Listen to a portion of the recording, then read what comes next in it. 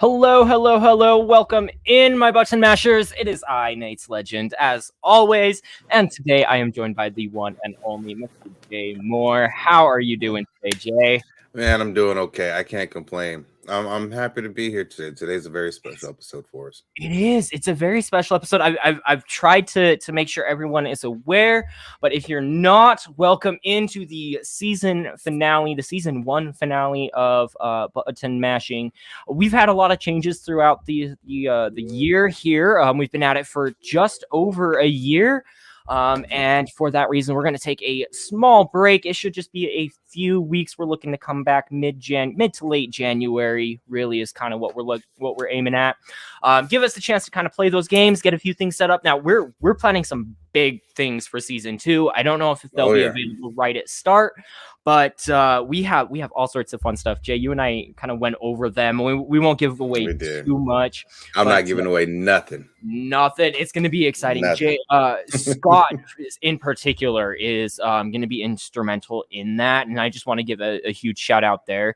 Big shout out to Scott. We miss you, buddy.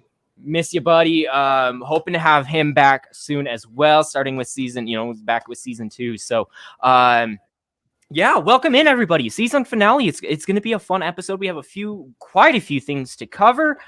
I do want to take a second though before we get too far into things. Jay, let's talk about you. Give us a little rundown. What have you been up to lately? What games have you been playing? I'm gonna be honest with you. I haven't really been playing any new video games minus Destiny 2, which I've actually haven't played in like a month and a half. Ooh, I've been playing a lot of Call of Duty. The new Caldera map just dropped. Vanguard's out. I've been playing those pretty much. Oh yeah. I logged into Destiny for the first time this week and tried a solo match and realized exactly how trash I was. So not like I wasn't trash already, but it's one thing to know that you're trash, and it's another to just like get your ass handed to you and realize that like you truly are absolutely trash at the game. Like, yeah.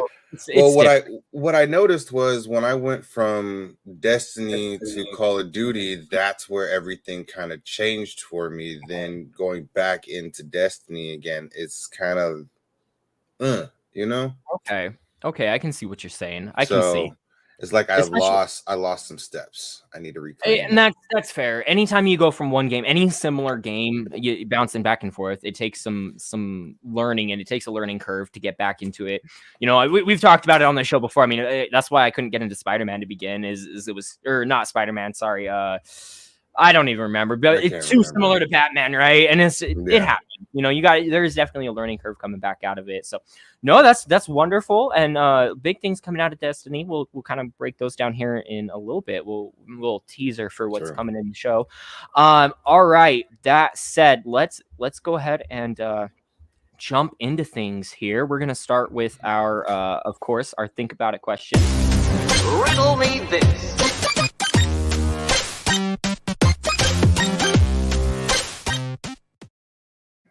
All right. Oh, yes. I'm going to try to revamp those. I don't know how I'm going to do it yet, but we're going to revamp those too. We're going to figure something out. I'm going to have some fun while we're away. Nonetheless, think about a question today, Jay. I gave you a chance to think about it, of course, and would love to hear anybody else that would love to share their opinion. We would love to hear from you, Jay. Our think about it question today, as simple as it gets. It's the end of the year. What was your favorite game to play this year? What is your personal game of the year? Oof, that's a hard one because this year was the first year I got my PS5 compared to those who got it last year. So, I think one of the games that I actually did have fun playing, would probably have to be. I'm giving it to Insomniac Spider-Man's Miles Morales. Because it was the first PS5 game that I ever played. Okay. And the graphics were phenomenal. And everything just felt so comfortable with that game. So I think I'm going to give it to them. And the reason why is because, you're playing as Miles Morales. Right. And now we find out that next year we'll be playing as both Peter Parker and Miles Morales. So There, I'm kind of interested to see where Insomniac is going with this story. Mm-hmm. It's see, and I haven't had a chance to do Miles Morales yet. I'm still working on. Yeah, I've been bad. I was supposed to send you the No, copy too. don't worry about that. Yeah, I'm not like I have a whole list of games that that I am trying to get through. It's we're working on it. Nonetheless, it will really be fun to see where they take that, and I think that is a phenomenal answer. For a couple reasons, I think that's a phenomenal answer. First off, I'm giving my games of this year.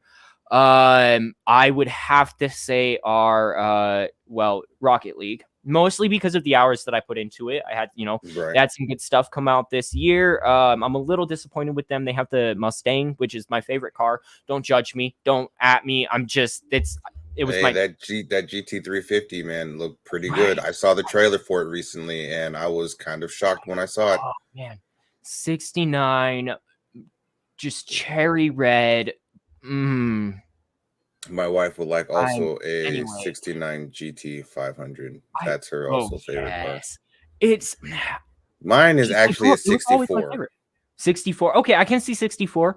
I see 69, 67 is a big one for a lot of car enthusiasts. So there's nothing wrong with liking it, but like I grew up with like the ugly looking like the 2000 Mustangs, and I still love the Mustang. Like actually, I'll be honest with you, the 2014 edition is my favorite edition, and it probably always will be. Anyway, that's neither here nor there. Mine is actually the 2011. There you go. Actually, and I grew up with the Fox body Mustang. Yeah, I grew up with the Fox body Mustang. So I'm a 90s kid, man. I'll tell you.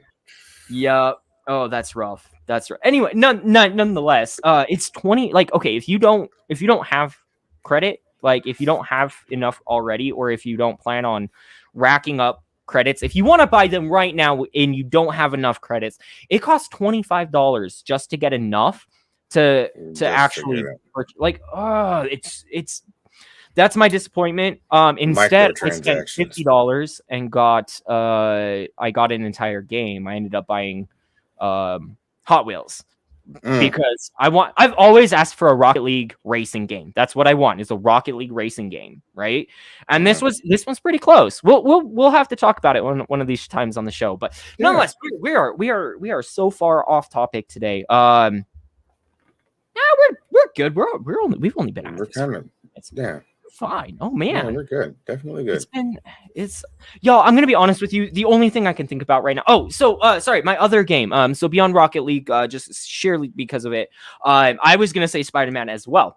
So coincidentally, we both have the same answer. I actually hadn't heard yours prior to that. Main reason for that, it was honestly one of those games that I just spent a ton of time playing. I mean, I played God of War, I played Until Dawn, I played a bunch of games this year, and I found myself up until I beat the game, pretty much beat all of the extra challenges that I had, all of that. Up until that point, like my go-to game was Spider-Man this year. So huge shout out to the game, Insomniac, and the development of that. It still stands true. It's still super fun to this day. Halo is giving it a run for its money. Definitely. We'll talk about that in a minute, but Halo is giving everything a run for its money. Oh my God, it's everything. It is like the Matrix going up against Spider-Man No Way Home. Yeah. That's what Halo is right now. Halo is that runaway train that you cannot stop right now. You can't. Yeah, it's insanity, and it's been a huge, great launch week for Halo Infinite, and we'll break that down. Let me throw this up here real quickly and see if we can make it look pretty. Oh man, there we go. All right, we'll start out here. So we're gonna actually. I did that a little early. It's cool. We are going to. Oh, it's been a day, guys. Riddle me this.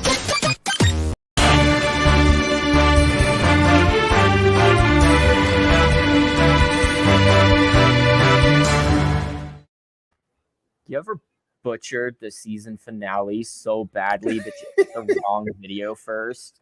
Honestly, it's the season finale, and I think we're allowed to. We're allowed to have technical issues because we can clean them all up next season. I think that's fair. All right, Right. All right. Let's jump into our not so breaking news here. Just some major updates. Not many today.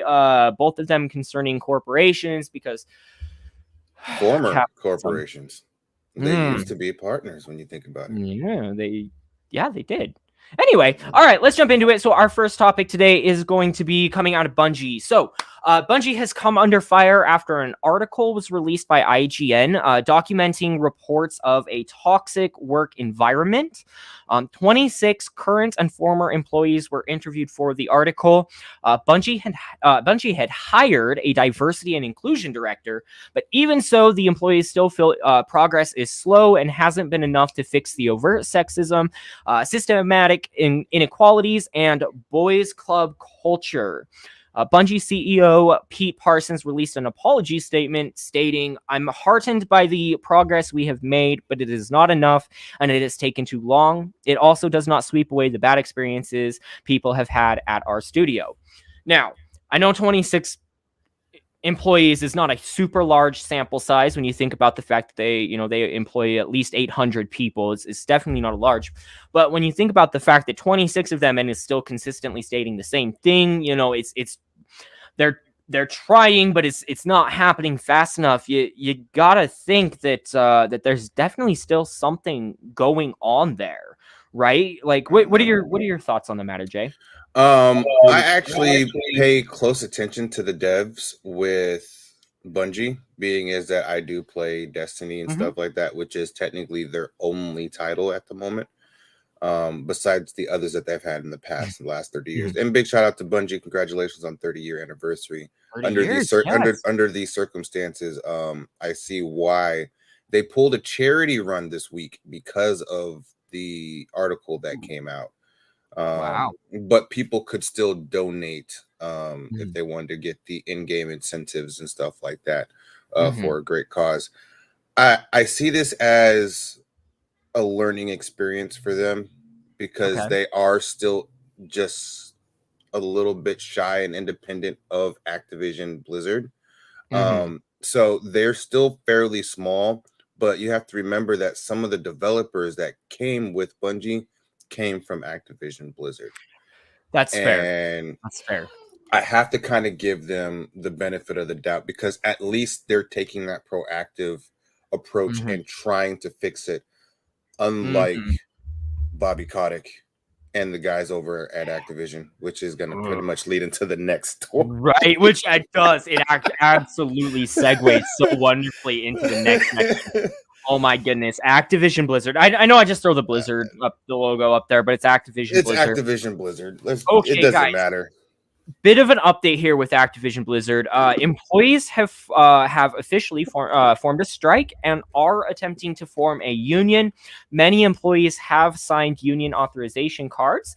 Naturally, Activision Blizzard is pushing back by sending notices to employees that they should consider the consequences of joining a union. Y'all, okay. Oh man, I'm gonna come out and say it because I know this this puts me on blast, especially, but I understand and I do believe that unions are a good thing. Ultimately, I am pro-union in the sense that employers should be held accountable for taking care of their employees. That's that's the long and short of it, right? And if it's not happening, absolutely, this is the direction you need to go. So I'm just going to get that off the table right away, and so you understand the direction that we're about to go with this. I hate union busting personally. I think that it's disgusting, and the fact that they are starting to kind of pull that is really upsetting to me, especially in the wake of everything going on. There's been so much that's happening and you're going through legal battles. Of course, the next logical step for your employees is unionization, because you're not listening to what they're saying. And if you're not listening to what they're saying, why would they believe you when they say that, a union isn't going to fix anything? Where is your mind in that regard? It just doesn't make sense to me. That's my take. Jay, what are your thoughts? I honestly think, and I've been following this in particular issue very, very closely, not just because of what we do here on Button Mashing, but also because I'm an Activision player. You know what I mean? Like, I play Call of Duty weekly, if not daily, if I can. You know what I mean? So you kind of want to know what's going on with the development team. You kind of want to know what's going on with the studio, the company in general. And shout out to Young you know, he provides me most of the information about this and gives his literal detail on how everyone else kind of sees everything. And when he read that, and you know, it was just last night he came out with his video about this very topic, about the consequences of unionization. You can go and suck it, sir. I don't see why you would have to sit there and tell the employees that through legal terms that they have. I have to say that I fully support that through to labor laws, but I would consider the consequences. That's pretty much saying, "Fuck you," if you do this. I used to be a union worker. I know the benefits of being in a union, and they're amazing because they actually do fight for you. There's supposed to be a strike tomorrow. I believe it is. Yeah, we have. It's crazy the amount of strikes coming out. We're not trying to turn this into a full strike episode. This is the third strike since July that they had, and this one isn't a strike for one day and then it's done. No, this one's a strike, and it's staying that way until the 26 people that got laid off in Wisconsin, their Q&A team, get reinstated with full-time work. It's not right because they just uprooted these people, sent them to Wisconsin, and then shortly after that decided to say, "Hey, we're scrapping the whole department. You're out. You're fired." Ridiculous. How do you uproot temporary employees to an area that doesn't really need it? No offense to those who were in Wisconsin, but come on now, something just don't sound right there. It definitely feels weird, and I'm glad that the employees are sticking up for themselves. That's really one of the more important parts. So really glad about that. All right, let's continue on here. Definitely a heavy topic, and I want to make sure that we're keeping things as light as possible. We are going to break into our first of our two major topics today, and that is, of course, the large scale. This is a 4-hour event.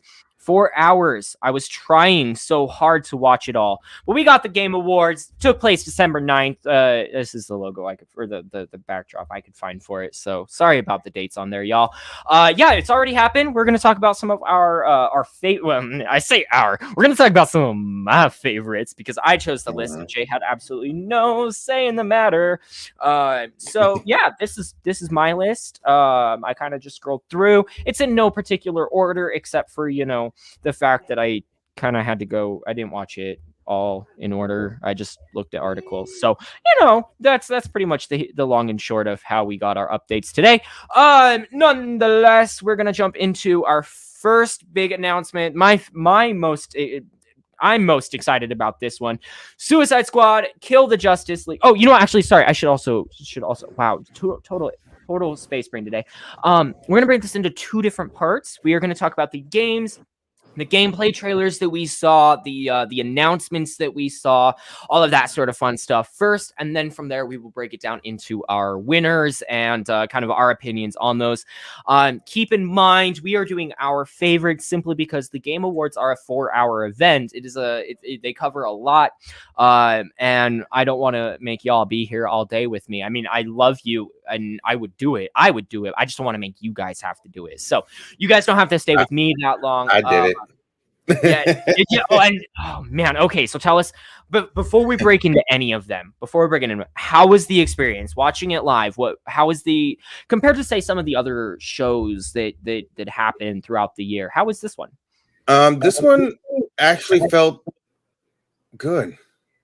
Does that make sense? It felt good because you got to remember last year everything was done virtually. You know what I mean? Because of the pandemic. So excuse me. So now that they were actually back and able to do it again in person, it felt nice to see all the many faces up there, the people who put all their blood, sweat, and Mhm. tears into making something for our enjoyment. I Mhm. feel like when you're watching this, you'll get the sense and appreciation from the developers who won, those who were Mhm. nominated. It was good to see that they did that in person instead of something virtually. Um, I enjoyed it. I mean, I watched it all the way until it ended, and I got to my job. Like I work here in San Diego, and then from San Diego all the way up to San Mhm. Bernardino, Orange County, up to 15. Yep. Where I work at, where I go to and from, it's about an hour and a half, 2 hour drive, depending on what the traffic is. And Mhm. I was able to watch all of it, from the time that I left home to the when it started to the time that I got to work. Okay. And it ended, and it was like around like 8 or 9 o'clock, and it was That raining sounds that day. that sounds so terrible though. Like just oh, that sounds like a terrible commute. I that Not really. I start like in a week I start working from home and I still think that's a long commute to get from my bed to my computer. Like what? Hey All right. man, I'm a That's fair. truck driver at heart. Okay, I'm a truck That's driver at fair. heart. That's fair. I'm glad you were able to watch it. I'm glad that it was a good performance. I did catch, glimpses and pieces of it and it did look good. It looks like they tried to put on a real performance and a real show. So They really actually excited. did. And that's what you're hoping for out of it as a fan. Let's jump into the games at this point in time. So starting off, as I said, Suicide Squad killed the Justice League. Ultimately, Justice League looks to be compromised. We get to see the Flash with kind of a strange look to him, eyes taken over. I'm not gonna. I honestly go watch the trailer if you want the spoilers as to who it is. Like, Can I yeah, say yeah, one thing? do it. When that trailer came on, Uh huh. yes, I did watch the trailer. But the voice actor in the game for Amanda Waller came out on the stage Oh, during well, that's cool. way beforehand, and she was saying how confidential it was and blah blah blah. She's also the same voice actress who was also one of the characters in uh the Fallen Order, I think it is, for Star Wars Fallen Order. I was Fallen Order. Yeah. Yeah, she was the black lady with no hair or something like that for that game. But Okay. she wound up being the voice for, I forgot what her name was. That's why I said the black lady. Yeah. But yes, she's a voice actor for Amanda Waller, and she actually came out on stage in full Amanda Waller gear, which was actually really cool. She had the Argus thing Oh, on there, and it was pretty nice. So that's I agree with you on this one, Nate. This one's going to be a game changer, especially with this some of the things that you see in the trailer that kind of right. feel real. Which okay, some of the cool things that you see in the trailer. Let's kind of break those down. At least this is what I wrote down because it kind of gives you a good understanding. It's kind of the gameplay and what you're looking at. So, King Shark, obviously a bit of a tank brutish type character. He's Hmm. grounding and pounding. You do see him running up a wall, kind of, for lack of a better term, Hulk style. I mean, Right. so you got those tanky, you got Deadshot, definitely. I mean, what do you expect? Guns. Yeah. Harley is swinging, which was kind of interesting. So it really showcased their maneuverability, kind of the overarching gameplay. Really gorgeous looking. Okay, next gen stuff. Okay. I feel like almost every game that we're reviewing anymore, it's like, oh my god, this game looks gorgeous. Everything is gorgeous. It Like keeps getting better and better. it's more surprising if it doesn't look gorgeous at this point because that is just where we're at. We'll get to where we're really at when we talk about some of the other shows Hmm. that release. We can get there. But like for real, how do you I can't just keep saying it's gorgeous every week, guys. You're making too gorgeous of games. I have no other words. Anyway, that's really what I got for that. Really looks exciting. It looks very different from the game styles that they have done before. It almost looks the vibe I got, this is just me. Tell me if you think I'm wrong here. The vibe I got was RPG, almost JRPG level of kind of combat. Like that was the vibe I got watching the gameplay trailer. The vibe I got watching that gameplay trailer was Marvel's Avengers. Yeah, very similar. Yeah. That's what I got. This was Warner Brothers' call to Guardians of the Galaxy is probably the gameplay trailer for Guardians of the Galaxy is one that I think probably more closely matches. And when I look at Guardians of the Galaxy, it reminds me of like a Telltale game. Like it like to me, it should have been a Telltale game, like a version 2 of a Telltale game. That's what Guardians of the Galaxy looks like to me. Don't get me wrong, I know it's not, even though they did come out with a Guardians of the Galaxy Telltale game, but that's the vibe that I get. Okay. All right. I get that. All right. I can see that. Like it definitely feels like another game. It's just it's hard to say which game that actually is, right? I'm excited. It is, it's from the makers of the Arkham series, which again, I think they should have been developing a different game than this one, but it's okay. Ultimately, it's fine. I guess it's whatever. I'm not bitter about it at all. Next game. All right. We also have Star Wars Eclipse. This one looks good. So it is coming from Quantum Dream, who also developed Detroit Becoming Human. Most importantly, it is not fucking EA. I think that is such a great win. And when I saw this trailer, I honestly thought it was KOTR, because you remember a long time ago that we heard that Knights of the Old Republic was supposed to be coming back. That is still on the docket. And honestly, when I saw this, I thought that's what this was, and I was like, "Is this KOTR?" Like, no, this isn't. That would have been. But this totally gives off a KOTR vibe, and it's on a whole new level. And I'm glad that they put this in development, and they're taking their time with it, as they should be doing, not being rushed. No microtransactions, and no EA. You're absolutely right. Absolutely. So no EA. This game is still very much in early development. It looks like we're not going to be seeing it for a while. They're talking like 2023 level, a couple more years down the road there. I'm excited. It looks like it takes place during like the prequel. I didn't do too much research on it, if I'm honest. I just watched the trailer, and it looks like it kind of takes place during the prequel era.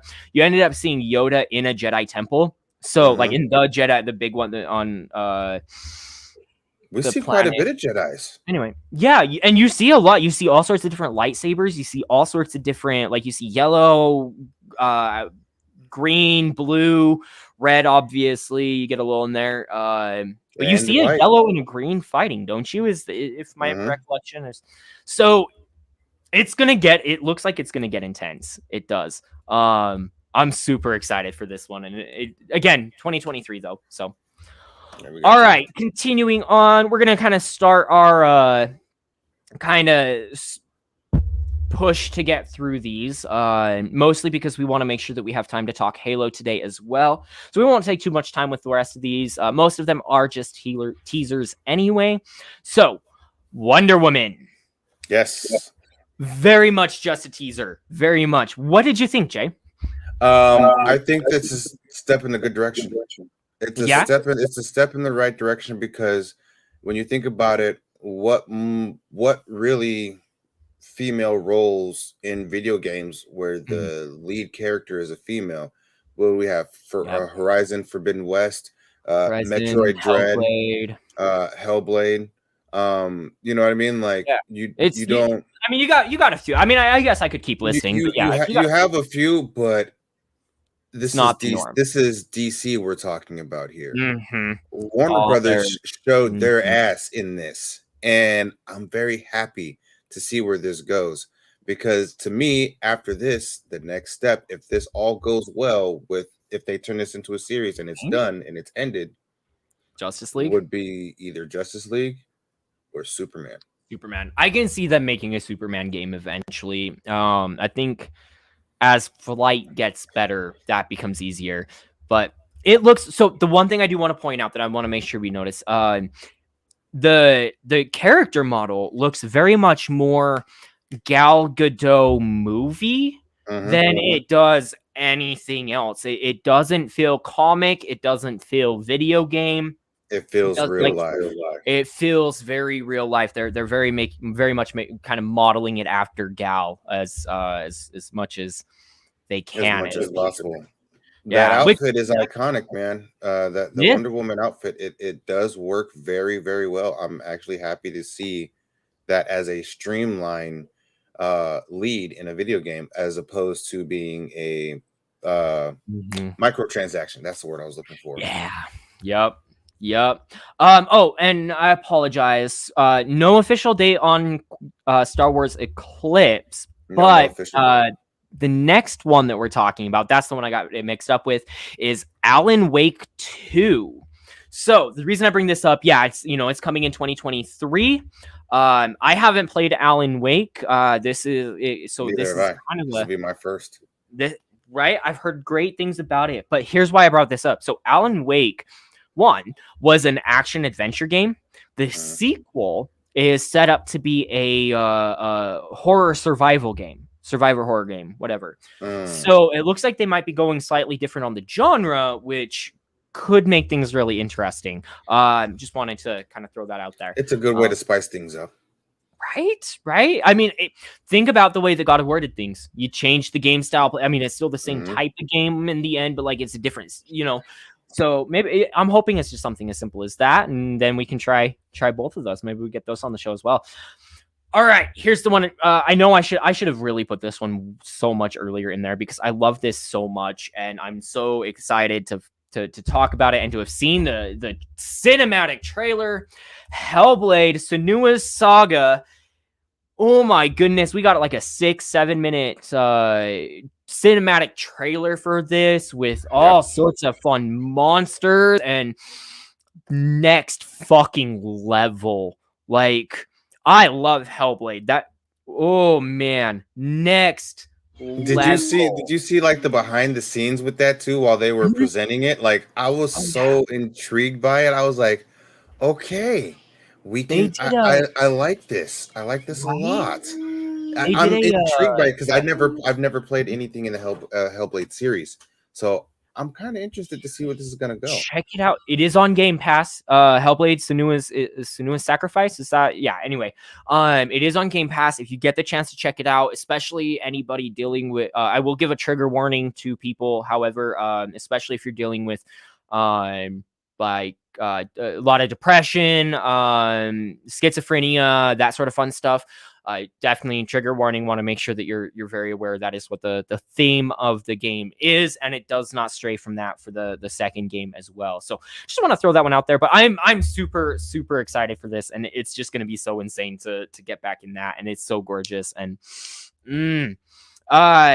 anyway, yeah. Sorry, I just have an honorable mention, by the way.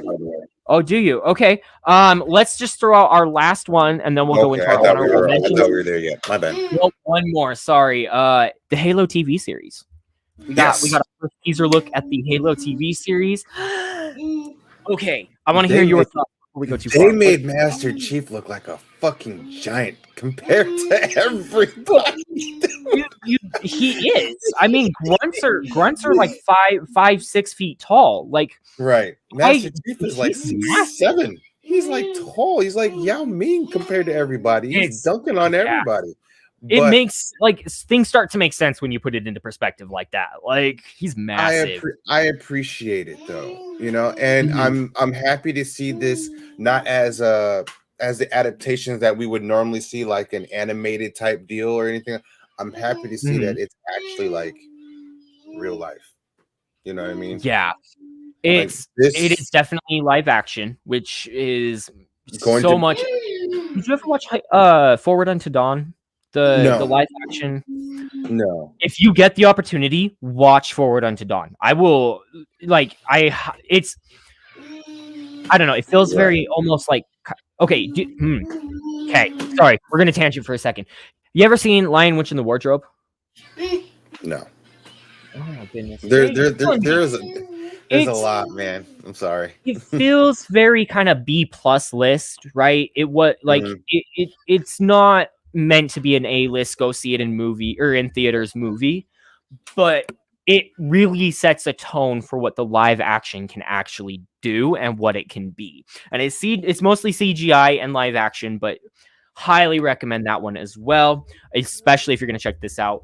My opinion on it, it looks like they took elements from Marvel.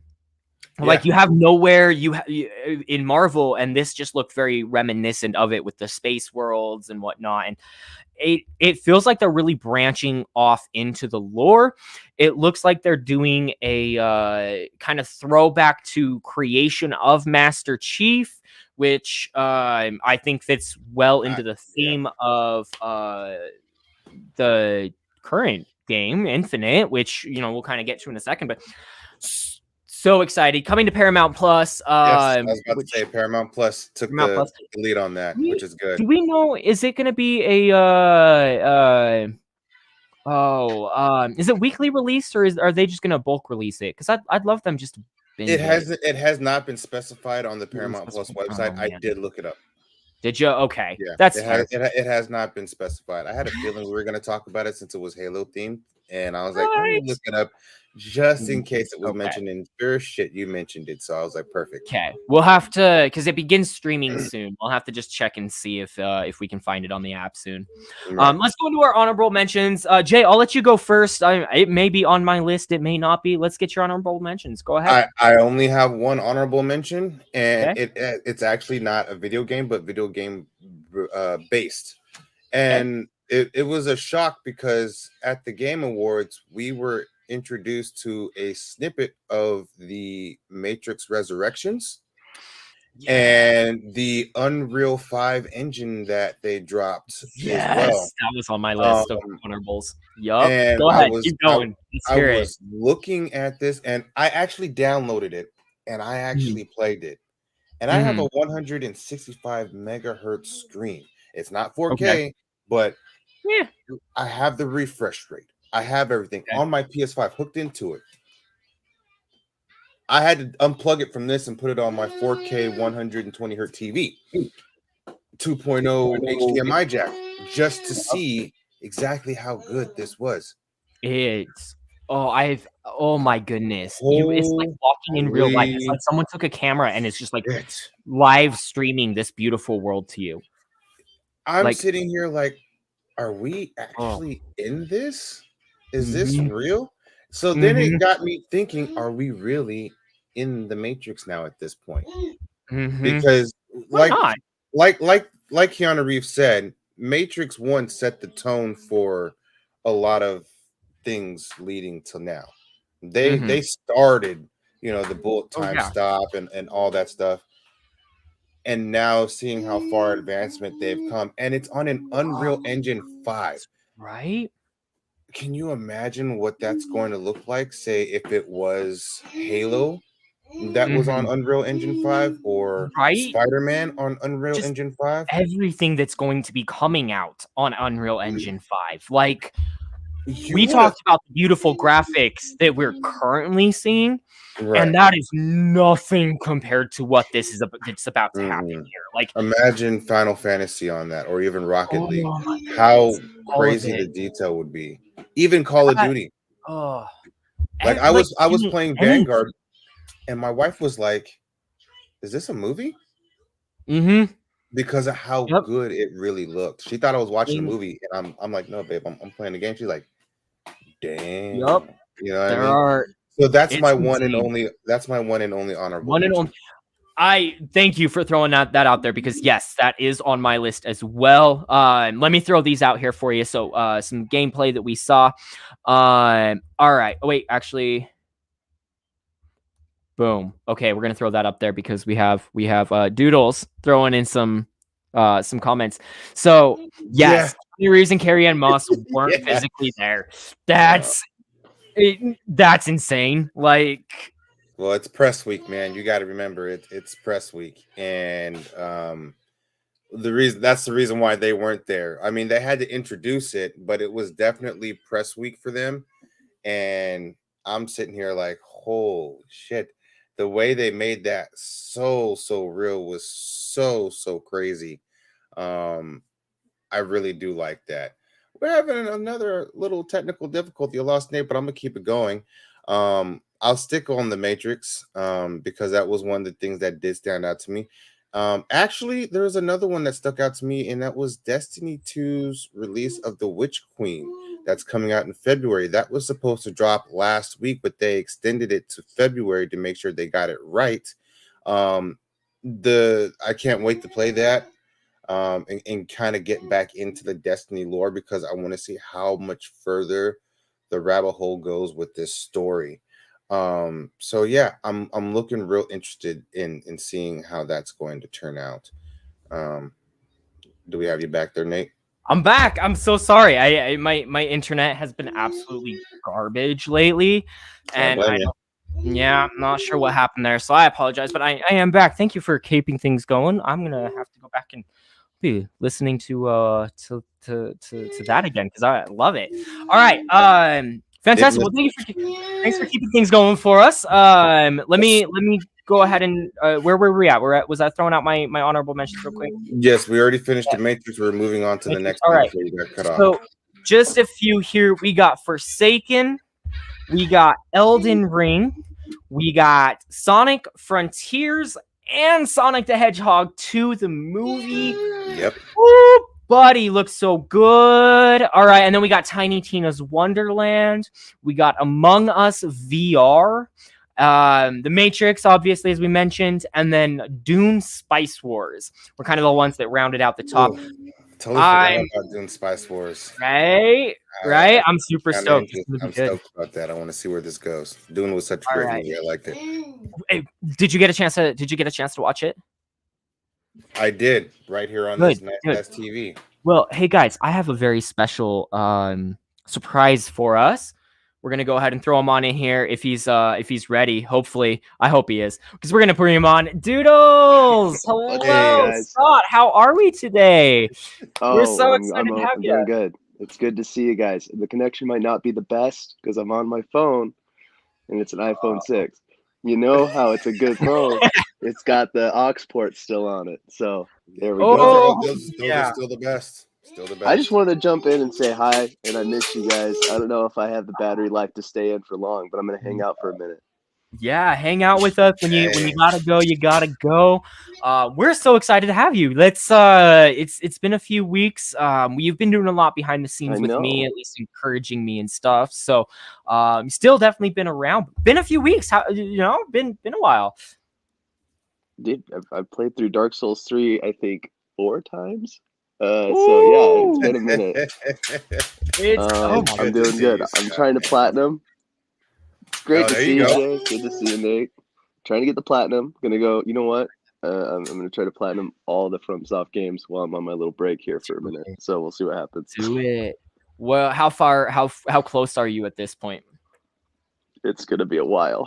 Bloodborne itself is gonna take a long time. I was about to say platinum is gonna take a minute to do. Yeah, that's fair. That's fair.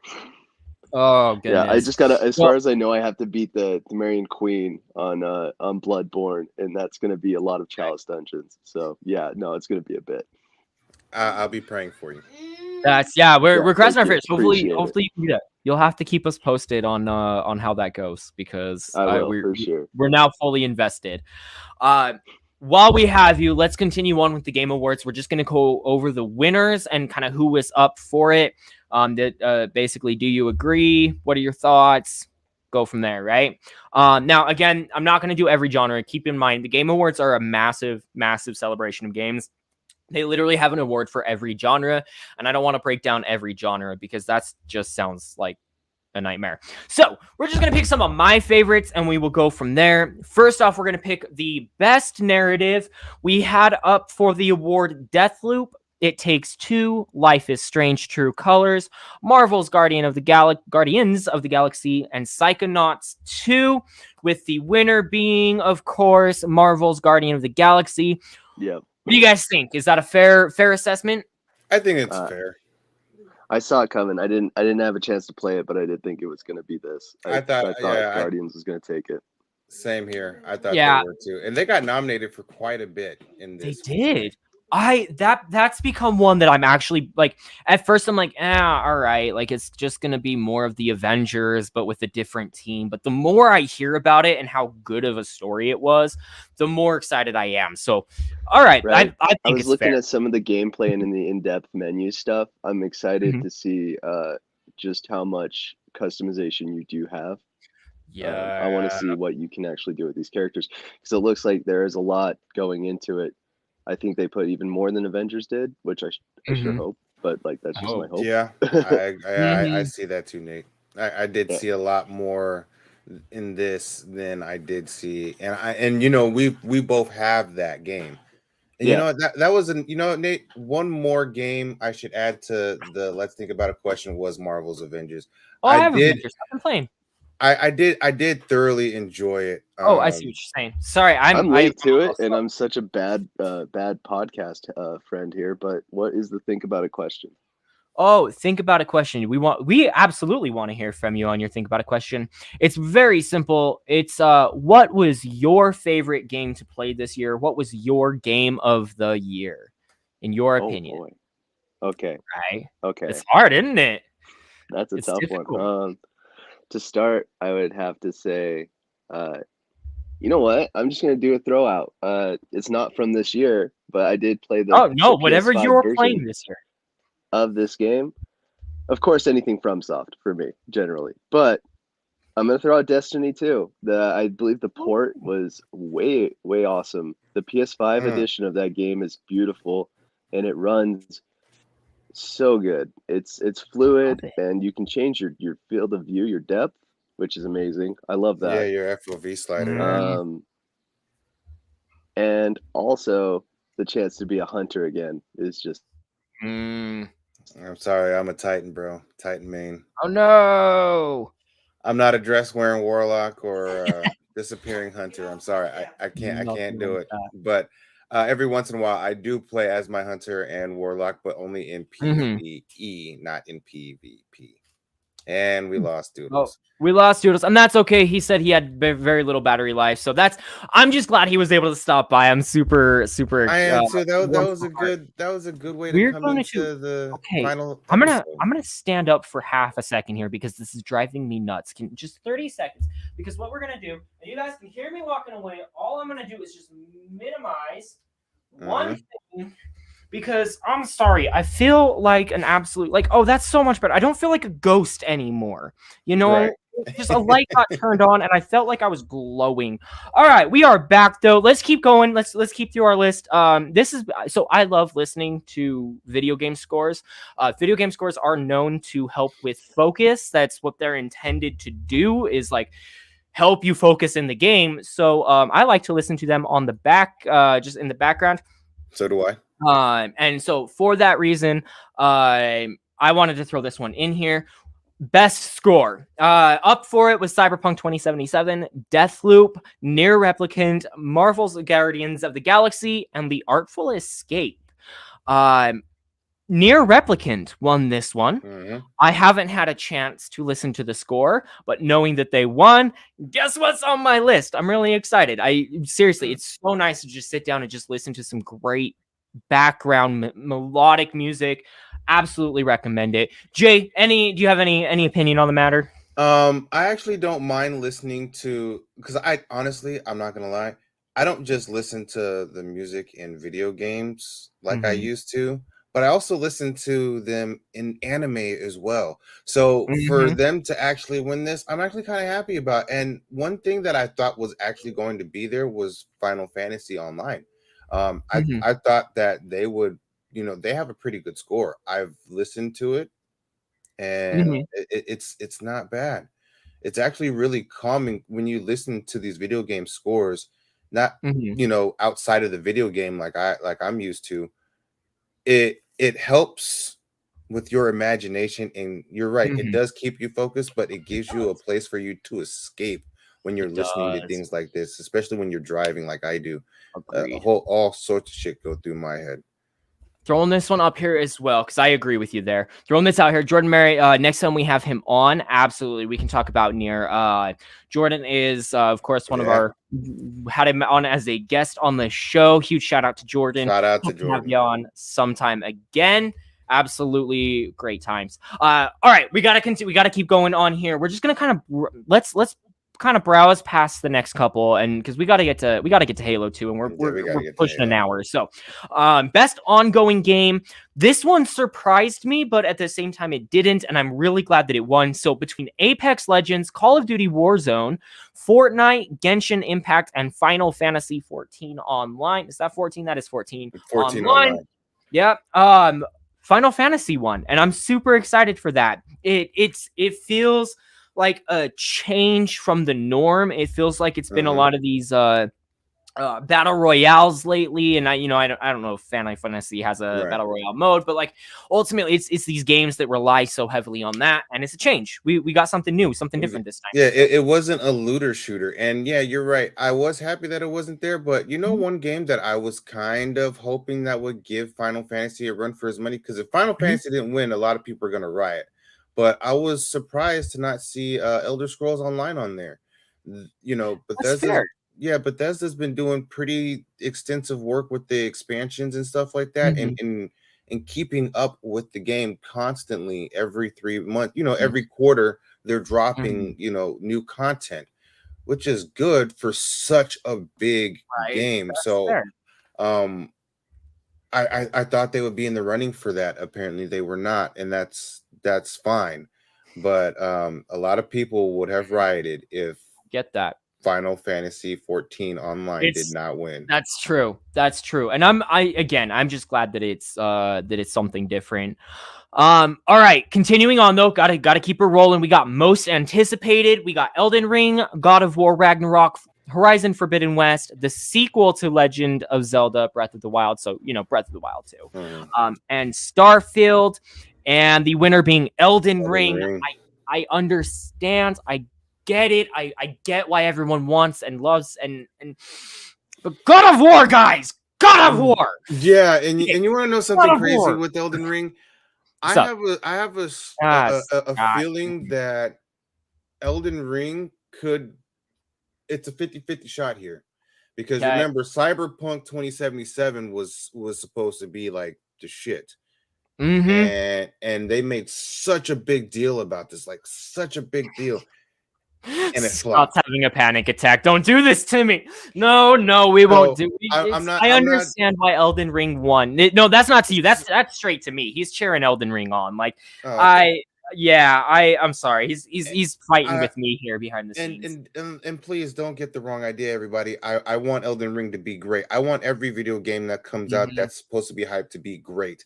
I just don't want to see it follow the shoes of Cyberpunk 2077. That's all I'm saying. And I'm that's fair. I can see what you're saying. I don't think that's gonna happen to this one. I think that it's almost too well. No, I guess we could almost say that about Cyberpunk. So hey, I mean, I guess it is what it is. It is what it is. Like, I get why you are excited for Elden Ring, the world and the lore and I get it, but like Stuart's got it right. But God of War. But God of War. Exactly. But God of War. How are you not like? How do you not want to see? Like, how is that not most? I get it. I don't understand, but I get it, if that makes any sense. Like, for real, as far as I'm concerned, God of War is the real answer there, and that's wrong. We will keep it rolling. Let's keep it moving. Let's keep it going. I apologize as I freak out about the stupid answer. Game of the year. We're last one here. We got Game of the Year. I am curious if this takes anybody by surprise, but between Deathloop, It Takes Two, Metroid Dread, Psychonauts 2, Ratchet and Clank. Wow, Ratchet and Clank Rifts Apart. Oh my god, I cannot talk today. And Resident Evil Village. The winner, of course, being It Takes Two. Yes. What do you think? Okay, what do you think? Jay, I want your take first. What are your thoughts? We talked about this slightly before we came in. I'm going to try to make this as quick as possible, but I'm actually happy that It Takes Two won. Because it's the first ever indie developer to win. indie developers have not been getting they've been getting their shot, but they haven't won. And I'm happy to see an indie developer finally win something. They won a few indie developed, so they won indie game of the year as well, along with debut indie game. So exactly. So that's how heavy they're hitting. And that's what I want to see. And this was the year for that to happen. And I'm so happy that they did, because so many small developers, so many small studios, indie developers, they put their time, heart, sweat, and tears into this. And I'm happy to see that their hard work is paying off. I love it. And on Twitter, the I don't know if he's the director. He is associated with It Takes Two. He's the one that kind of created the game. I've been following him, and I am trying to remember his name. Joseph. I know it's Joseph of some sort. Anyway, following his story, like him coming out, you got to see his kind of adventure to the Game Awards, and kind of where he was at in 2017 when he was also at the Game Awards. If you know, no, was it the Game Awards? Anyway, it was at the Game Awards. It was the Game Awards. So I mean, you're really looking like well deserved. And you know, one more comment here, of course, throwing out huge accomplishment for Hazelight despite the copyright stuff they've been dealing with. That's huge accomplishment. It's big. So huge shout out there. I love it. I think it's awesome. Oh, that was a funny bone. Okay, guys. That said, let's move on. That covers the Game Awards. I think that covers them well. We are at our hour mark. We're gonna try to keep this short, simple, and to the point, mostly because y'all, we have talked about it so many times on the show, but today we are officially breaking it down because the campaign has officially released.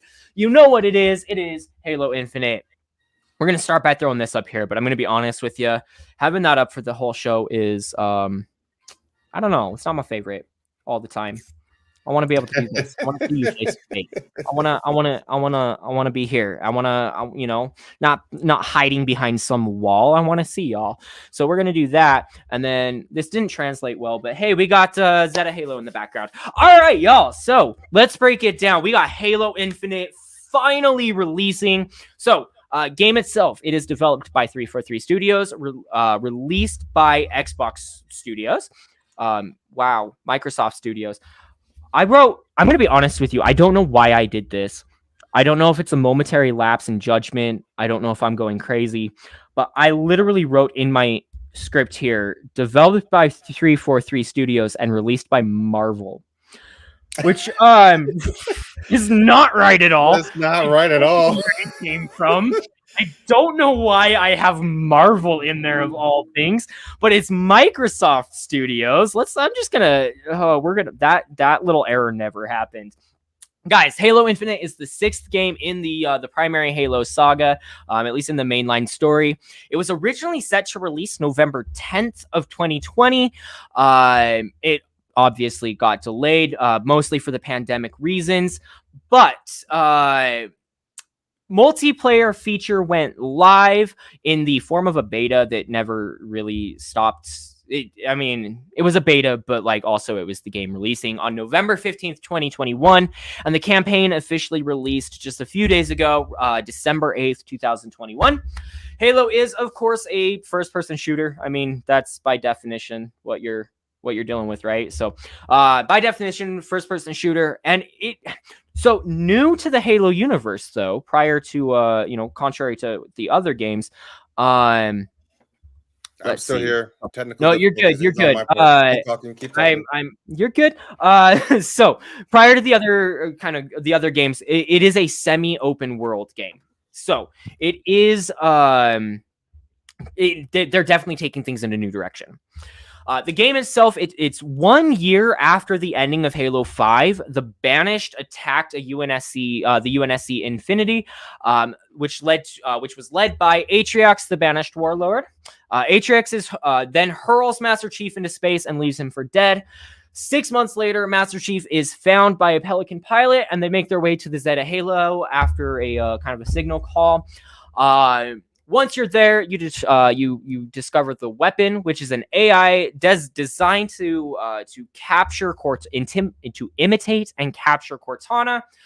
Upon completion, she is to be deleted, and although she says she completed her task successfully, she still hasn't been deleted, and we don't really know why. And that's kind of the long and short of it. From there, once you kind of get onto the world, everything becomes, again, that open world feel. You choose how you want to get somewhere. You're not kind of restricted to the story. There's no real out of bounds. First of the games to kind of set this up in this open world type feel. Now, one thing that I found interesting, and as we talk about the open world, that's the first thing that we're going to talk about here, is the kind of the new open world. A couple things that to keep in mind with it, because it's an open world, you actually do have a lot of side missions as well. So for example, like you're collecting armor, you have, your skulls that you're trying to find. You're rescuing Marines. You can destroy propaganda towers. So it really does add more to what you're doing in this game than just simply get from point A to point B.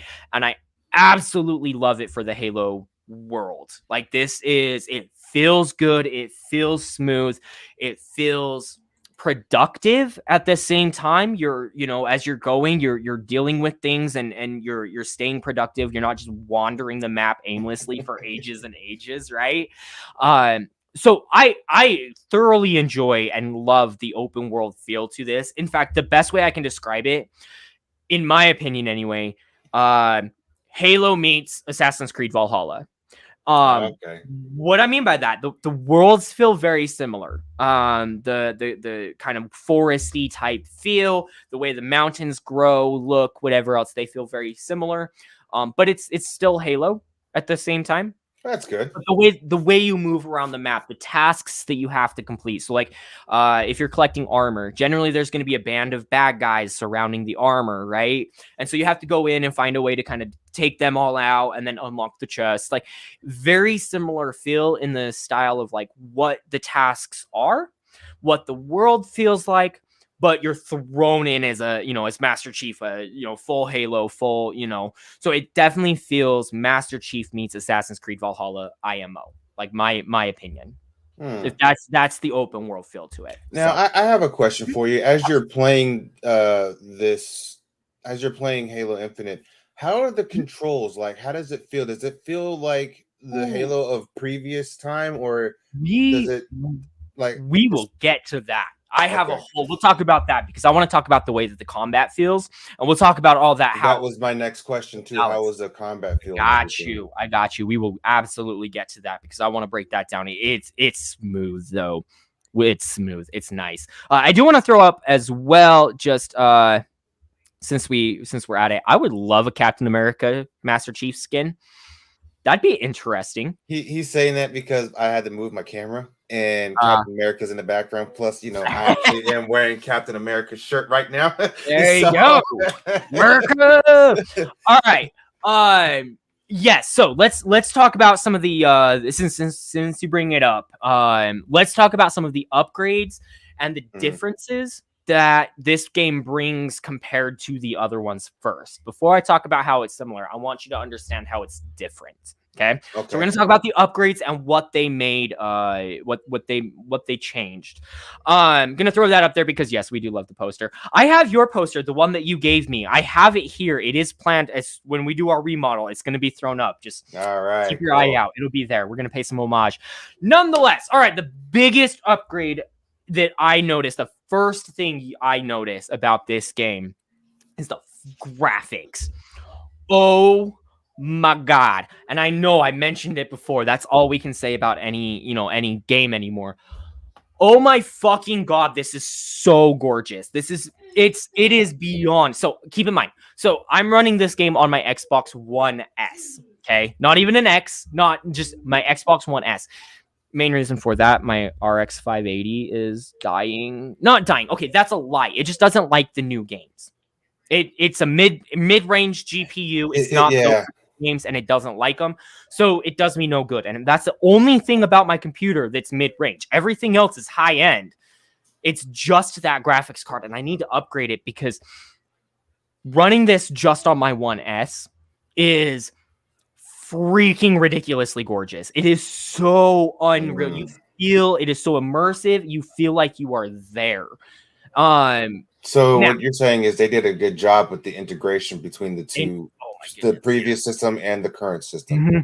So the way that I want to talk, like the way that I'll say with these graphics, the best way to put it anyway, keep in mind, I have the same. I have the, 120 hertz, 4K. Actually, mine's closer to, 145, but like 120 hertz, 4K, ultra high definition TV, 65 inch, takes up, a good chunk of my wall. Looks phenomenal. Mm-hmm. Even with all of that, this is going to be the one game that is the reason I upgrade to an Xbox Series S or X.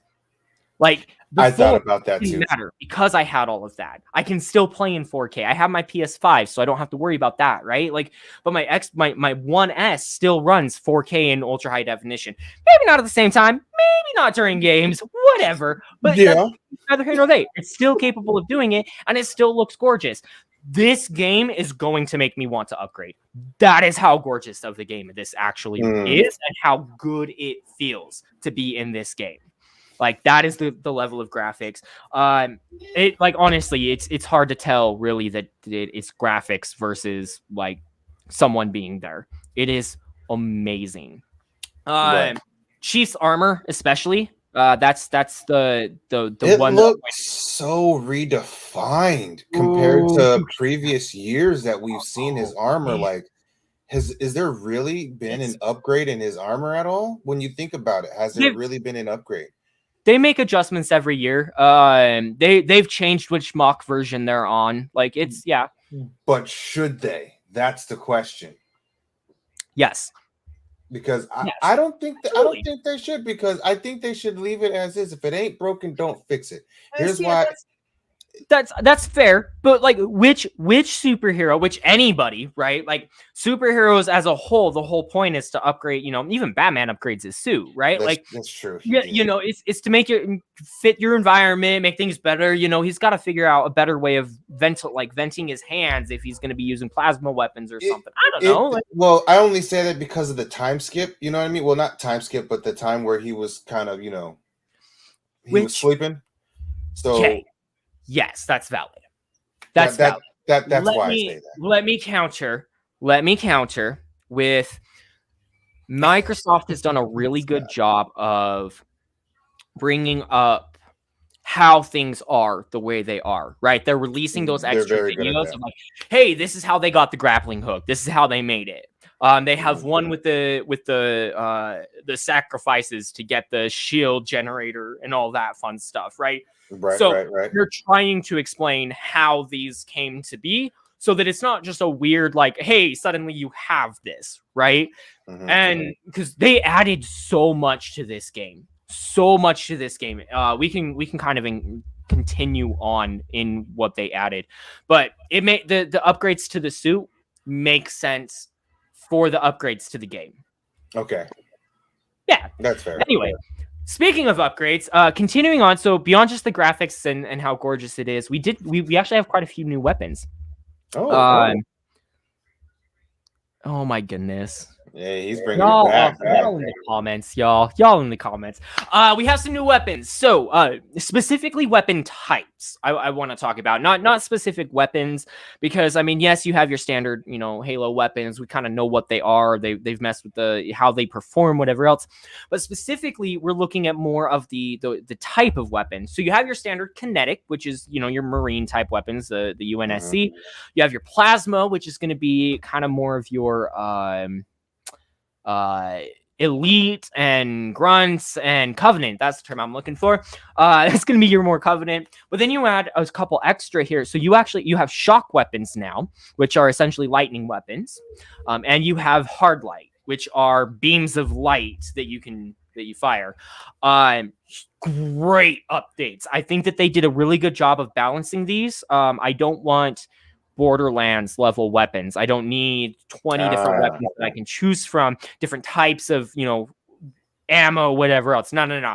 I need, couple weapons, diversify a little bit, which is what I think they did. They added a couple new types, lots of weapons within those types, but it's not like, corrosive or what is it? Corrosive and fire and all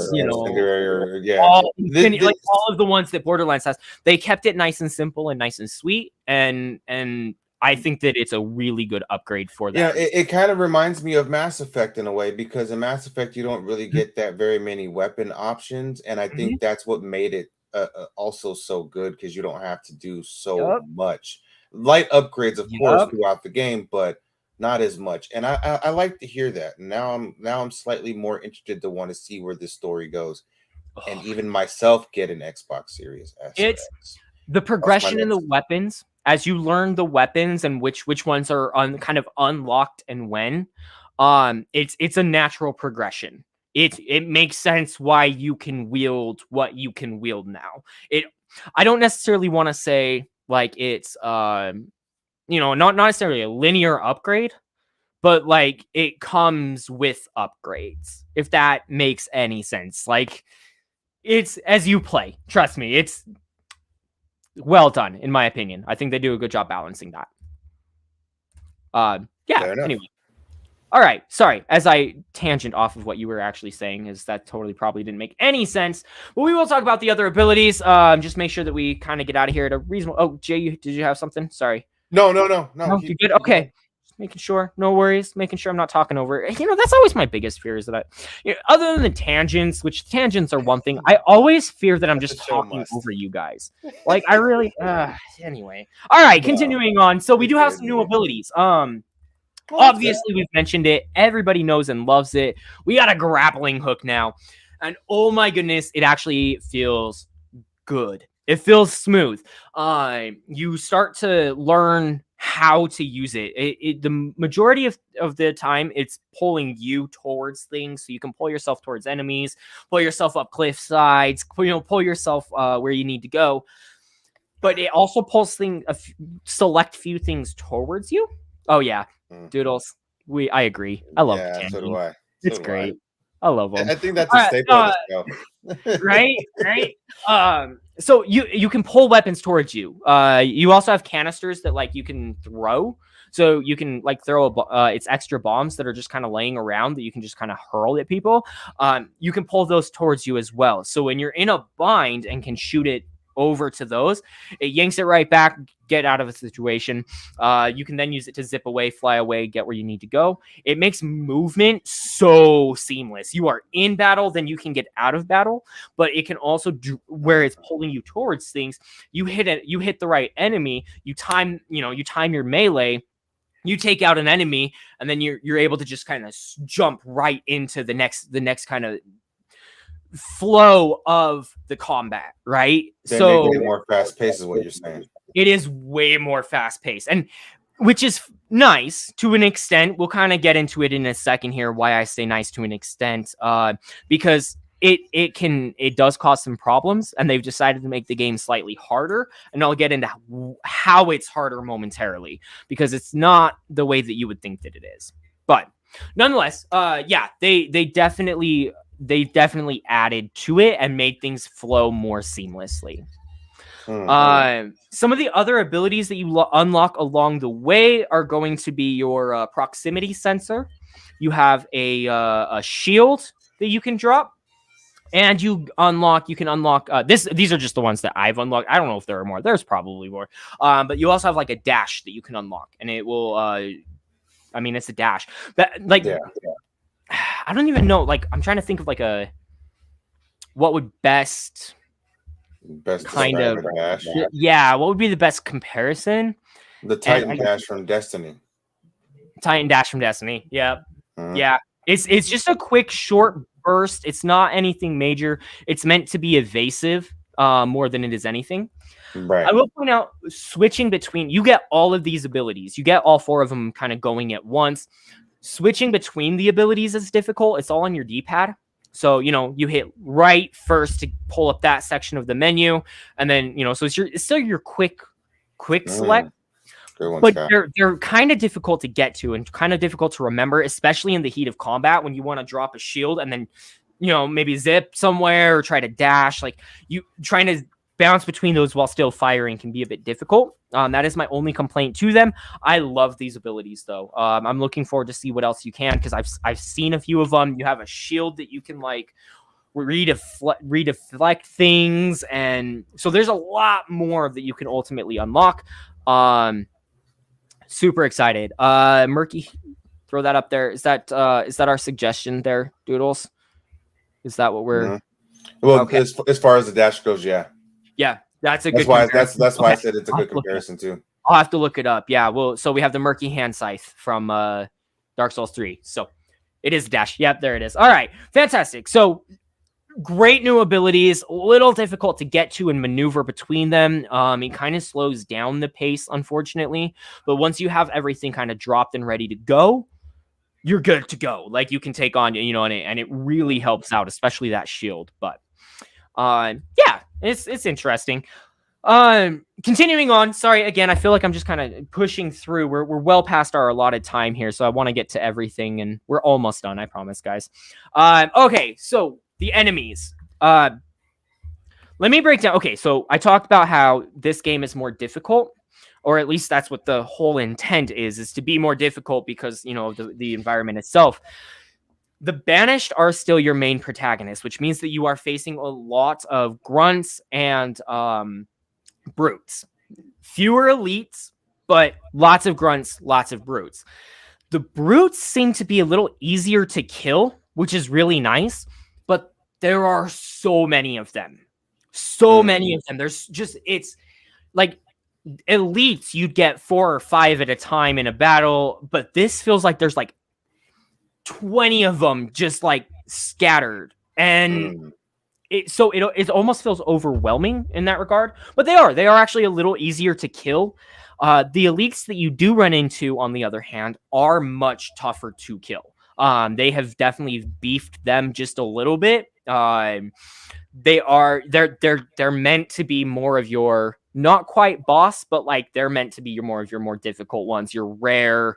So it seems like they've kind of changed the level of who's kind of the harder to take out, which is really interesting in my opinion. So kind of like Gears of War 3 in a sense. Yeah. Very, very similar to Gears of War 3 in that sense. In that regard, yeah. Mm-hmm.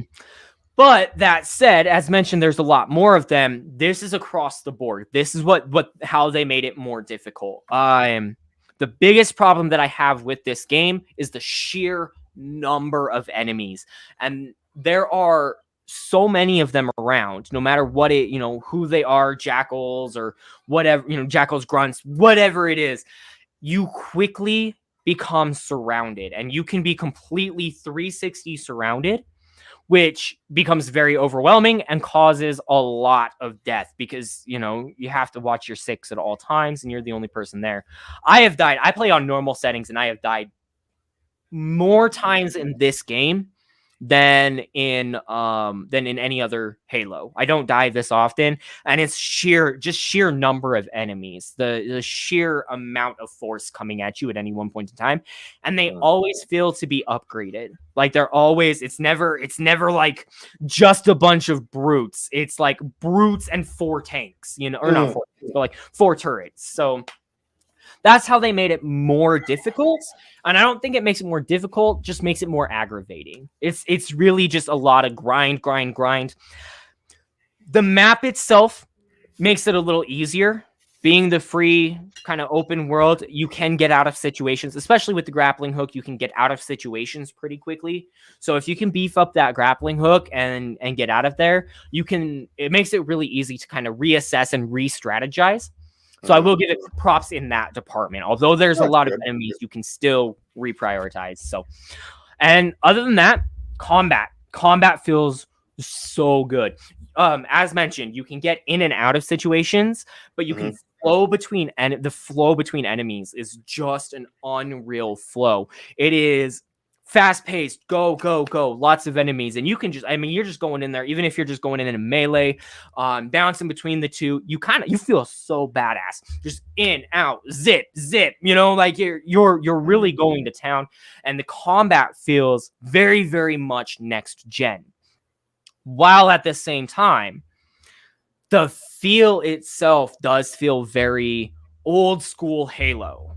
They have brought this balance of old school and new school and reimagined I feel like they simply just reimagined the old school versus trying to completely redo the game in its own fashion. Like they tried with like Halo Wars, where it's like, oh, this is just a different type of game. No, we're just going to take what we have and make it better. Really what it feels like. And so for that reason, like just it's a beautiful blend. It's hard to say like, oh, this feels like the old Halo, because it doesn't.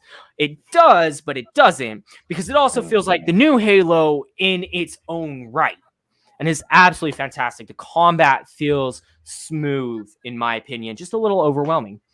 So not bad. That's good. Yeah, I like it. I like it. That's really it. All the new updates, all the things, all the story, like this game is honestly, it's been out for less than a week, and I am obsessed. Like, I don't think you guys understand how hard it was to put this episode together, because I just wanted to play the game. Like, that's it. That's all I wanted to do.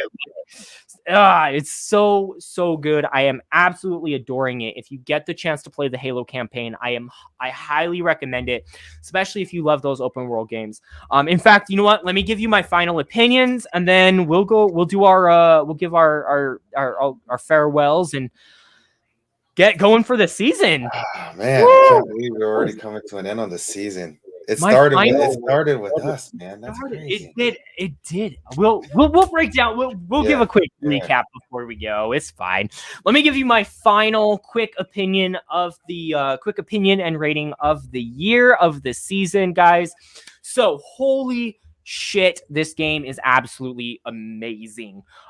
This story has me hooked. There's a lot of mystery surrounding the ring that you're on, surrounding what happened there, what could happen there. It's just this mystery that draws you in and really brings you back for more. The overwhelming amount of enemies that you face is really frustrating. It led to repetitive dying. But again, the way that the world is built, you get to quickly readjust, re-strategize, and kind of re-equip yourself. Makes it flow a lot better. You're quickly immersed in the world itself. Like I said, it's super, super addicting. I am going crazy wanting to play it. 343 really did do an amazing job bringing this into a modern era of video games, but still not disappointing in making it feel like the original Halo Combat Evolved and all of the others that we remember in nostalgia. I am easily giving this game a 9 out of 10. It would be a 10 out of 10. Literally, the only reason that I'm not doing this as a 10 is because of the kind of the way that they decided to go about the number of enemies and just the overall there. I'm gonna go ahead. So 9 out of 10.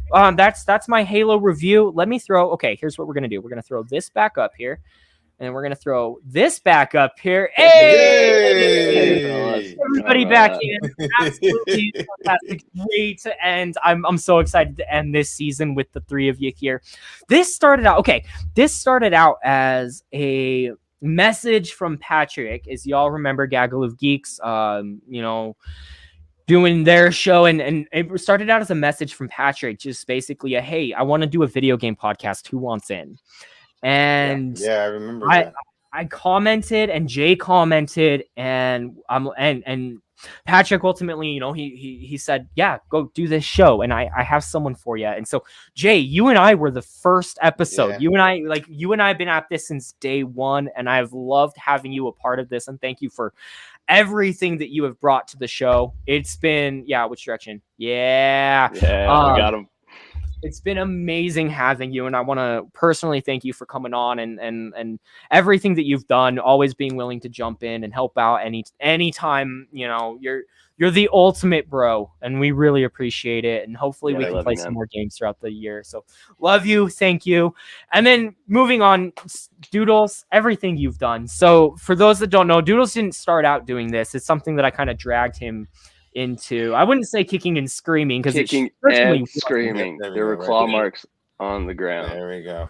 But having you in, we've done the up until the last few weeks here for other reasons. We've been doing the show together in person, and that has been such a surreal experience. Just having you here, being able to talk video games, the one thing that you and I do together more than we do anything else. That's what we do. Like, that's our relationship. And so being able to talk about it with you and having everybody listen is just it's a whole other level of friendship, and I truly appreciate you coming on and being my co-host, even if it means you can't come on every week. Things happen, and I'm just happy to have you aboard. Special shout out as well to really everybody that's made it happen. I mentioned Patrick. Chaz has played a huge role in it. Too. We have Jeremy, we have Jordan, we've brought, we've brought Tanner on at one point, I believe. So many different guests that Gajewski has been on. We had a lot of guests this year. So many guests. It's hard to thank everybody. I want to bring more people on. I am looking to do collaborations. So we are next season is going to be big. Doodles, you're aware we have some so many things planned. Super excited for it. So thank you everybody that comes in. Before I go, I'm going to start with Jay. I want to give you guys the last opportunity to tell us about yourselves. To if you want to make a statement before the end of the season, going into season 2, please feel free. We'll start with Jay and with Doodles, and then we'll get us out of here. I might get a little emotional. That's okay. That's okay. We're here for you and we love you. This has been a great show. It's always been fun to be on the show, especially the first episode to now, and to see the progress that we've made on this show. Mm-hmm. To get a chance to work with you, Nate, and to work with you, Doodles, it's been a fun time. It's been great. It's been amazing. I really want to thank Patrick for introducing me to you guys. This wouldn't have been possible if he didn't bring a group of individuals together like us who just sit here and talk shit about video games every Sunday. We were doing this on Wednesdays, and then we went from Wednesdays to Sundays, and most of that's partly my fault, so I'm sorry. It worked out much better this way. This has been such a great experience to be a part of this show with you guys, and to wrap up the first season, to be here on the final episode of this season. It is great. I cannot wait for season 2 and the plans that we have for it. I'm not spoiling anything. It's just going to be a bit. It's going to be big, guys. And I want to take this to the next level with everybody. So please make sure you like, comment, and subscribe on everything for us. Yes. Share away. Yeah, keep up to date with us. We will do the best we can to update you on the news as much as we can. But please, it really does help us out. And it lets us know that you guys are interested. And a big shout out to Nate, my brother, man. I can't thank you enough, man, for allowing me to be on the show with you guys. And oh man, I was really trying not to get emotional because it feels like it's the last episode, period. You know what I mean? But it's not. Right. It's not. Most definitely not. We do plan to come back swinging, same name, same everything. So we're getting emotional, but it's just going to be a few weeks. We're going to add Doodles back on here. I don't know if he's running into issues or if he can hear us or anything. Oh, technical issues. Gotta love him. I'm just happy he's here for an attempt. That's all. Yeah. He tried to get in here, man. Come on. That's unfortunate. Yeah, I want to give him a shot. I want to give him a shot. Oh, it's not going to happen. That's okay. The fact that Doodles came on, y'all, Doodles was not scheduled to be on today. It's something we, talked about for in the past, things, family and whatnot, family, friends, love that. The fact that he wanted to come on and say, just to say hello, just to be a part of it. Mm-hmm. That's the type of friend Doodles is he's always looking to help out any way he can, come on and be a part of this. So want a huge shout out to Doodles. Just instead of him being able to say his final goodbye. And that's okay. We're going to take this off the screen here now. We're going to go ahead and wrap things up. Guys, seriously, it has been an awesome season. Hopefully I can get some form of recap or another video out, something. I don't know what we're going to do. It seriously has been absolutely fantastic having every single one of you along. Please, again, comment, like, subscribe, whatever. Oh, you know what? We're going to throw this up here. Thank goodness. So Doodles wants you to know, I wanted to say thank you for the opportunity to come on and talk video games with you guys. I love you both and everyone that's been involved. Looking forward to more episodes. Absolutely, Doodles. We are so excited to have you as a part of this. And thank you so much for everything you've done. We really do appreciate you. Guys, that's all we have. Seriously. Join us for season 2 sometime mid to late January. I will absolutely follow the page, like, comment, subscribe, and I will get you guys an announcement for when it will happen. Guys, please, as always, take care of your mental health. Take care of your mental health, and as always, keep gaming.